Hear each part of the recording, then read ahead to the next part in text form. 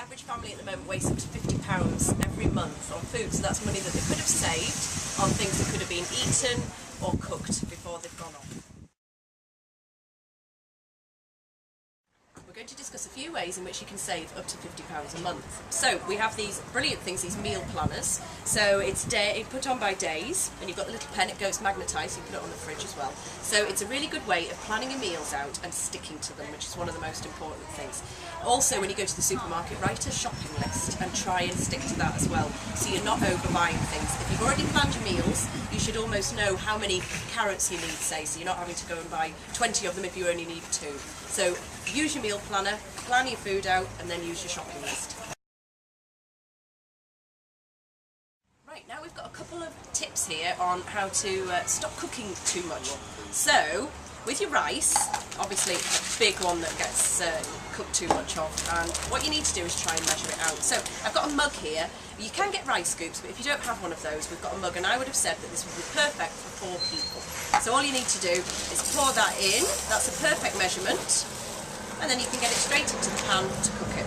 Now, if you do cook too much rice, that's fine. You just need to be able to reuse it. You've just got to make sure that you heat it up really well afterwards is the only point I would make. When it comes to pasta, we've got these really good things, spaghetti measurers, which you can buy as well. So they've got 1 portion, 2 portion and 3 portions. So a really good way of making sure you don't cook too much. Right, now we're going to talk about date labels that you need to remember. So there are 2, obviously we've got best before and use by. So best before is a manufacturer's guideline, so it means it's at its peak when it's up before its best before. So when you get it home and it's gone past that, it's still going to be okay to eat. When you get to the use by date, that is when you need to have used it up by then. If you can't, and something else has come up and you haven't, what you've planned to eat has gone past it, maybe you can cook it and that will preserve its life again. If you can't do that, then maybe you can cook it and then freeze it, and then you've got it for another meal another time. Right, so try and keep your store cupboard of dry ingredients stocked up. It's a really, really good way of being able to make delicious meals whenever you can with whatever's left over in the fridge. So if you've got some bits and bobs in the fridge drawer, then you can be able to use things that you've got in the cupboard. So if you've got your pastas and your rices, your tin tomatoes, anything that your family really enjoy, and you'll always be able to make a delicious meal. So bread products are one of the most common things that are thrown away in this country as well. So I was trying to think of a nice little recipe that we could use to make something. So obviously you don't have to use what I'm using here, but we have a very sort of hard Pitta bread here. But you could obviously freeze this before it got to this stage, if you, before it went a little bit hard and not at its best. But you could use muffins, you could use crumpets even, you could use just even bread rolls, whatever you have. So we've got our Pitta bread here. I'm going to pop it on a tray. We're just going to use a little bit of tomato puree, which I'm just going to squeeze on. So quick this. Great for kids to do as well themselves. So we just squash all the tomato puree on. And then, obviously, you can see I've got here these sort of sad little bendy bit of courgette, a bit of pepper that's a bit sad. We've got a tomato, it's got a big split in it here. Now these are all lovely ripe vegetables. There's nothing wrong with them at all. So I've already got some sliced up, so we're just going to lay them on top of our pizza. Like so, in any order that you want to. Obviously this is where the kids can come in and join in and do what they want to do. So put some pepper on, a couple of the sliced tomatoes, and then again we're going to be putting some cheese on top of here. Now cheese is very commonly wasted because it goes dry around the edges. Now at that stage you can just cut off those dry pieces. But I've got a little bit of goat's cheese here, but you can use cheddar, blue cheese, whatever you have, mozzarella, anything. So we're just going to lay that on the top. And also we've got something here, this roasted garlic. So if you've got some garlic in the fridge, it's starting to sprout, getting the green bits out the top. If you wrap it in foil and pop it in the oven for about half an hour on 180 degrees, you end up with this beautiful, squashy roasted garlic, which comes straight out. You don't even need to peel it. So I'm just going to squash that over the top of our pizza, so we're getting that extra little bit of flavour on there. Now you could add some dry herbs on here as well. That's another thing that tends to get thrown away, and they have a best before. So get your dry herbs used as much as possible too. So that goes into the oven, just enough for the cheese to melt, and then we end up with a beautiful pizza at the end of it. Quick and easy tea. Right, I've got another really quick and easy recipe for using up leftover rice. So if you have had some leftover, as I said earlier, if you measure it, you shouldn't have any leftover. But if you do, we're going to do an egg fried rice. It's so simple. So what I've got a pan on the heat here, nice and hot. And what we're going to do is we're going to get this rice straight in, just getting it warm through. Now, people are very worried about reheating rice, and all you need to remember is it has to be reheated through thoroughly. So as long as it's all the way through, and it's scalding hot, you're not going to have any bacteria in there at all. When you've cooked your rice and you have cooked too much, refresh it under cold water first, and that kills any bacteria. So as long as you remember those two things, you'll be absolutely fine with that.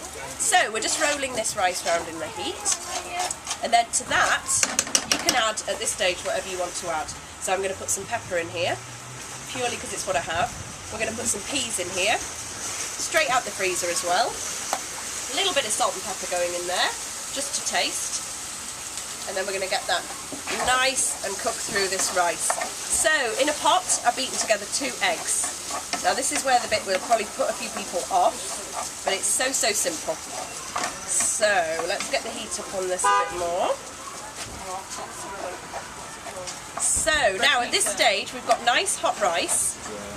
So what we're going to do is our egg that we've beaten up, we're going to pour that on top. Now at this stage you're thinking, oh my goodness, this doesn't look right, but this is exactly what we want, and we're going to start cutting the egg through. So you're mixing it in, and this is where you get the chunks of egg. So if you went to the takeaway to get this, it's quite expensive, so if you can cook something like this yourself, absolutely fantastic. Now you can get other herbs in here, you can get other spices in here, you can put cooked meat in here, really turn it into quite a big supper if you want to. So as you can see, it's just starting to cook the egg, same as it would do if you were doing an omelette, but we're moving it round and round and round, so we end up with those pieces of egg that you're used to seeing in the takeaway. Right, so we're nearly there on that. That's it done. So we've got egg fried rice in about 30 seconds, not too bad. Fruit and vegetables are one of the biggest things that we waste in this country, so a couple of really nice tips for those. It's keeping them stored correctly. So apart from bananas, everything else can go into the fridge. So you've got apples and pears, anything like that will get up to a week longer if you pop it into the fridge and keep it there. So I'm just going to give you another really nice tip. You've got your bags of salad leaves. So 60 pence in the pound goes in the bin at the moment with salad leaves. So once you've opened the bag and the gas in there is released, you need to empty this out into a container.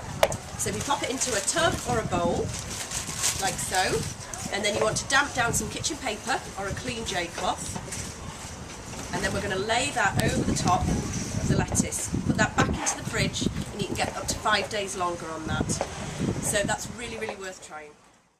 Right, now we've got a few hints and tips that you can try at home, so really easy things to have a go at. So say you've got some bread that you've bought, you know, your French sticks or your cobs or anything like that. A good way of reviving them if they've gone a little bit stale is to just sprinkle some water over the top of them and pop them into the oven on a low heat, and you get nice crusty bread again, so that's really good to try.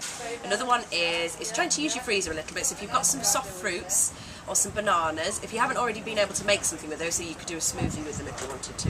But those things freeze really well, so bananas are fabulous in the freezer, and soft fruits again, so you can then put them in and use them for something else another time. So the leftovers that we have, so after you've cooked a meal and you've got some food left over, these can keep for up to 48 hours. They need to be well wrapped in cling film or into a plastic tub and kept in the fridge until you need them. If you're worried you're not going to be able to use them in that time, then put them into the freezer in a sealed tub, but make sure you write on top of it and so it lets you know what it is, otherwise you will forget when you come to the fridge. Another one of my favourite tips for using the freezer is if you've got peppers, onions and garlic. What I tend to do is chop those things up, so if you've got a bag of onions, and before you even let them get to that stage, is get them chopped, same with the garlic, same with the peppers, put them into your sealed plastic tubs or a bag, anything that you have, keep them in the freezer, so when you come to cook your meal in the evening time and you've got back from work a little bit late, it's not going to take you half the time, because you can just pour it straight into hot oil and you're off ready to make a sauce.